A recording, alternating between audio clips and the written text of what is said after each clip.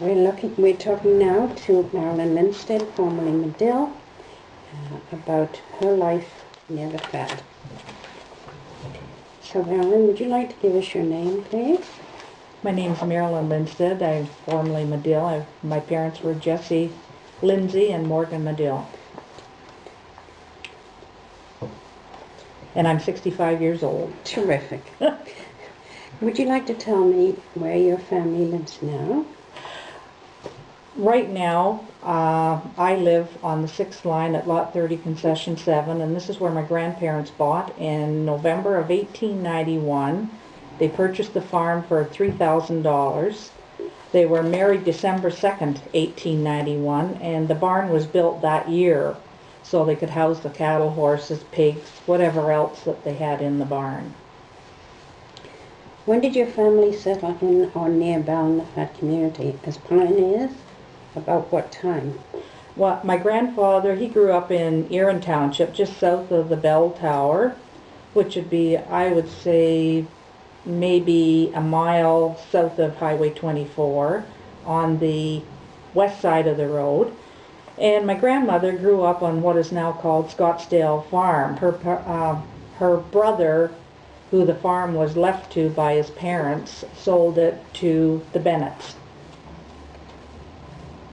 And that was somewhere around 1850 for both of them, I would say.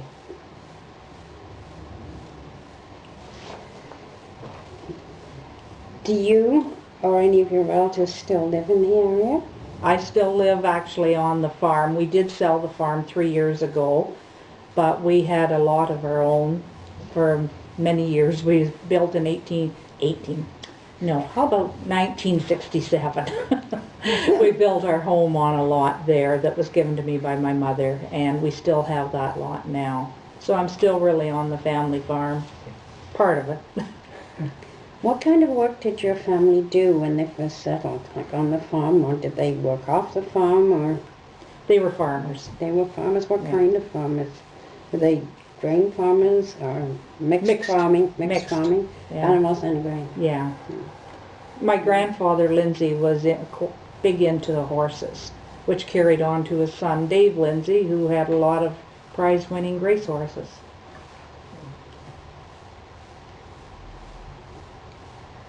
Okay.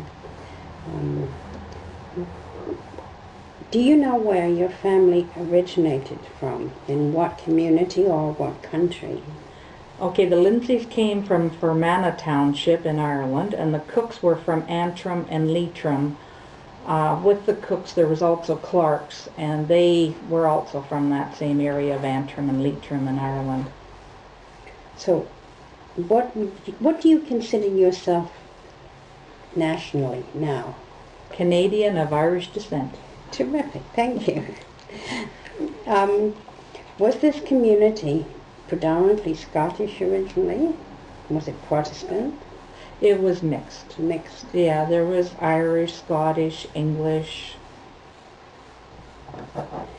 Today, can you give any kind of judgment as to the demographic of the community? Has it changed? Yeah, it's become more citified, I think.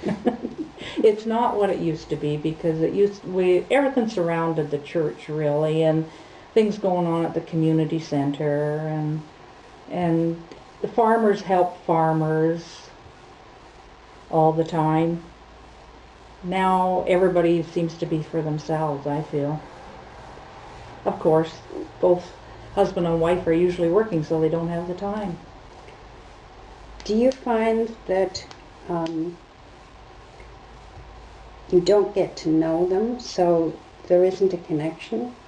A lot of times, yes, because both the husband and wife are working, and most times you are too, and the kids are in some sort of sport, so they're not around to get to know.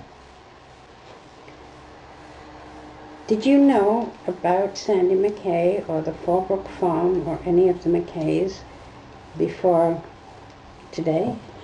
I did know of them, and I'm sure I have met him, but I can't remember, to tell you the truth. You were married? Yes. Into which families did you marry?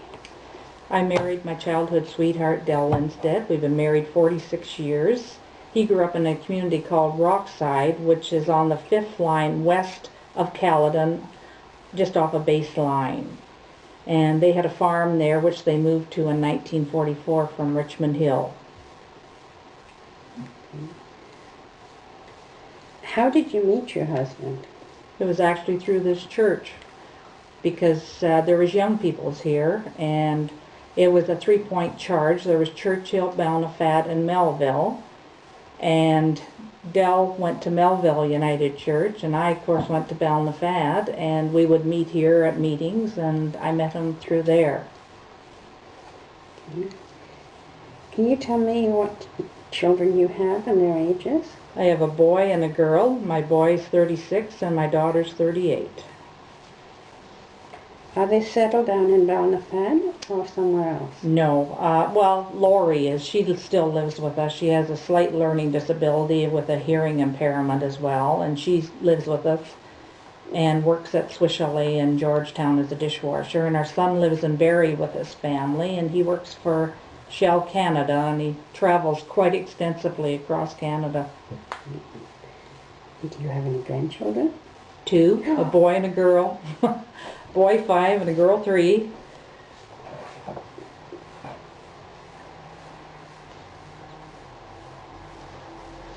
Perfect. Let's talk about what kind of community Balnafad is and was. How did you, through your lifetime, see it changed? What has changed? Well, when I was growing up, I remember all the thrashings at the farm, and all the farmers got together and helped each other with the thrashing, and the women helped with the food, and the meals were fabulous. There had to be 10 kinds of desserts, I'm sure, made. But you know, everybody just helped each other out in that kind, and there was always something going on at the church here. There's always fowl suppers, or if a couple were getting married, they had usually a dance or something at the hall, and got together and bought them wedding gifts, and just so many things. The picnics, the school picnics, the church picnics, card games. When you talk about the threshing, could you tell us a bit more about it? I'm from the city, so I don't know much about threshing. Well, there was one farmer in the community that had a machine, and he would pull it to the individual farms, and it would thresh the grain and put it into the granary, and there was a chute that would put the straw up in the mow, and I felt sorry for those guys because they were sure dirty when they come out of there. How would they get dirty?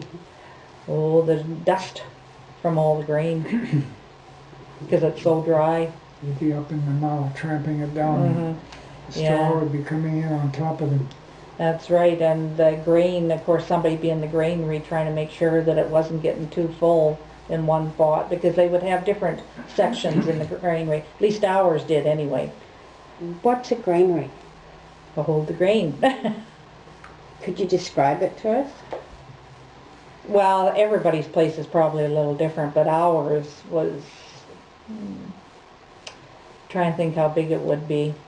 It was just sectioned off in 6 different sections, and you could have oats, barley, wheat in different sections so that they could feed it to the cattle or horses, have it ground up for pig feed. So would this be in a barn? Oh yes. Inside a barn? Yeah, but some of them in later years they had steel granaries which were outside, but we didn't. Ours was just in the barn. How did you keep the grain dry? Well, it's at the upstairs of the barn where there's a roof on, so, and of course there's wooden sides. I have to say they took the grain to Kirkwood's feed mill to have it ground for their cattle and pigs. It's a commercial. Actually, ours went into Dave Lindsay's flour mill in Oh, dear. Acton. Oh, and I'm in the middle here. Dave Lindsay was my uncle, my mother's brother, and he had the Acton flour mill for probably over 50 years. Yeah. And my father also used to work there too, so. Is it safe to go in? Where are we? How has it changed now? No, so we did that, didn't Yeah. we? Mhm. Do you think it's harder now for people to feel part of the community? No, they have to just get involved. That's the main thing, but I think I think there's more people that travel more than they used to. They'd be going to cottages or going on some exotic trip. Where back in the olden days, people didn't travel that far. And so they got to know each other and there was more comradeship, I guess. When you say they didn't travel that far, do you have any suggestion about why they didn't travel? Didn't have the money for one thing. And there was the places to travel, but not what you hear today.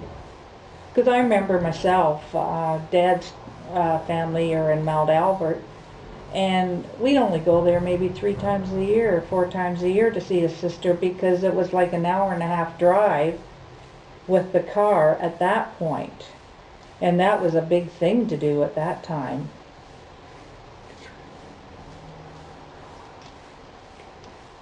Do you think that the time factor or the availability of things to do in the community is the biggest influence? Do you mean then or now? Now. A lot of it is time. A lot of people just don't want to get involved. Do you have any suggestion about why they don't want to get involved? Not really. I guess it's individual preference themselves. Overall, what did you like best about this community when you were growing up here? The things going on in the church, or the things going on in school, or the community center. Will you share with us some of the things you did as a kid in the community? I was in CGIT, Young People's. I guess I was probably in mission band too. I vaguely remember it. And then Sunday school every Sunday, and church.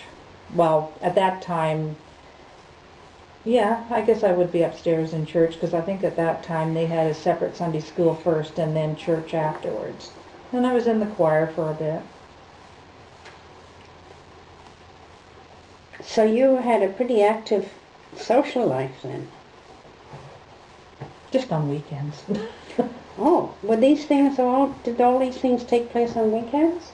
A lot of them, yeah. Yeah. There wasn't anything through the week? Not that I can remember other than 4-H. I was in that as a teenager. But that wasn't here in this community. That was over closer to Acton, Bannockburn, because they didn't have 4-H here at that time. What did you like the least when you were growing up? Housework. I'd rather be out in the barn helping my dad. What would you say was the hardest part about living in this area when you were growing up? Nothing that I can think of, no. Just the housework. Just the housework. What about the snow in winter? Actually, you didn't know any different.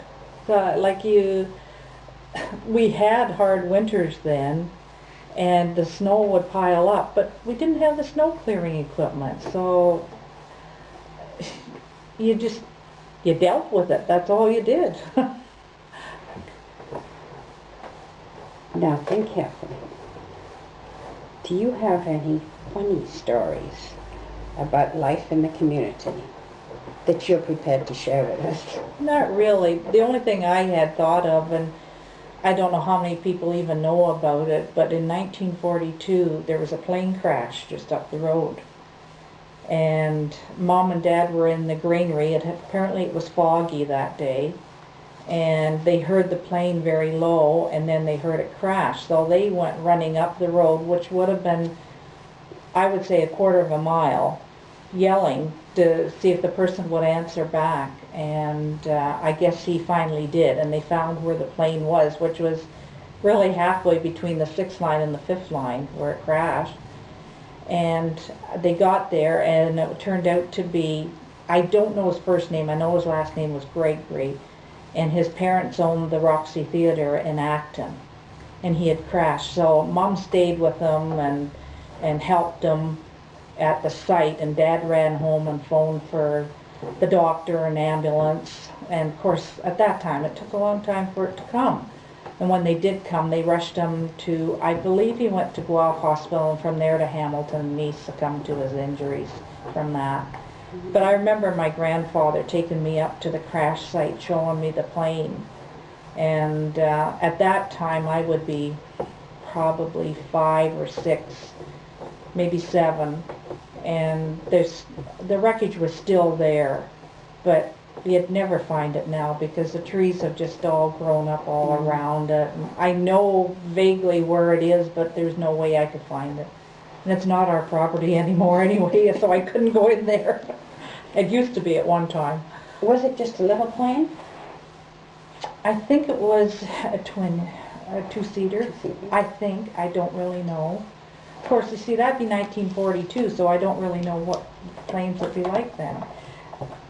The reason I ask you is because not far from here was an area where the RAF from Britain brought their fighter pilots to train. Okay. I wondered if that was part of that. I think he just had a private license, I think. I don't really know. I just know of the plane crash, and I had a piece of paper from the, I think it was the Free Press, but I don't know whether I have it with me or not, telling about it, and a picture of Mom and Dad at the time. Of course they spelled Dad's name wrong, but that's quite amazing, isn't it? You remember that? yeah, I remember walking up there. In fact, I tried to locate it again in about 1960, I guess, walking up there, and I couldn't find it because it had just grown up. Yeah. Do you, let's try this one, because you've really told us 23, 24. In the early days, there were very, very big differences between the work that men did and the work that women did on the farm.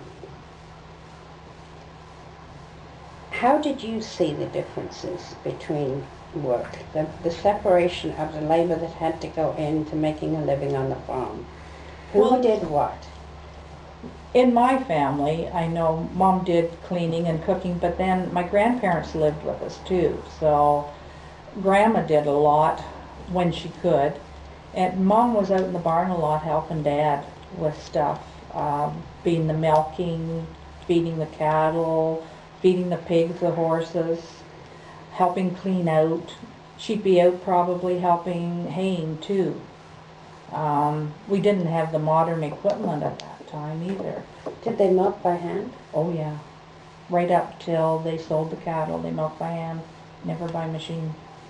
And I hated that job. Did you learn to milk? Yeah, but I still hated it. How many cattle did they keep for dairy? I think they had somewhere around 12. They didn't have a lot.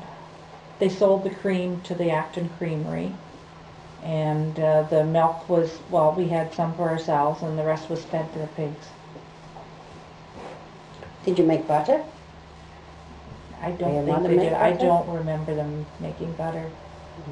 I remember them having geese, which I also hated because they used to chase me. And they would, around Christmas time, they would kill a lot of the geese, And I remember my aunts and mom and grandma all sitting around the kitchen plucking the feathers off of the geese, and then all the down they would keep to make their pillows. And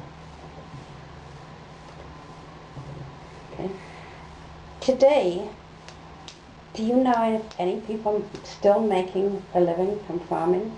it's Around very here? hard to, very hard to. You have to have a lot of money to do it. Yeah. What do you think is the most important thing to have? Like if you've got the money, what would you spend the money on to keep that farm going?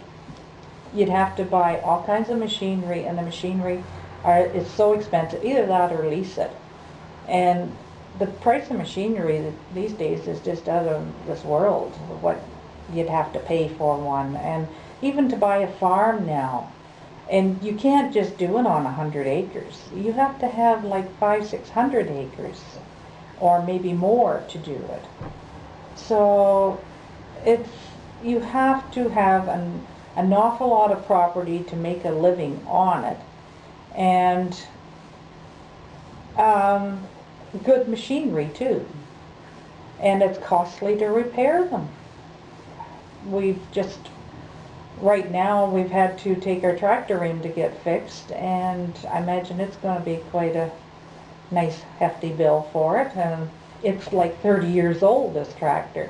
But to go out for us to buy the same thing now, it's probably, I would think, somewhere around 150-200,000. So like, this is it, like people can't do it. They're so far in debt, most farmers, that they'll never see out. I know, just as an instance, we were talking to a fella down in Florida. We have a place that we go down there, and he's a farmer in Wisconsin, and he was milking, when he retired, 100 head of cattle. He had, I think it was 300 acres of land.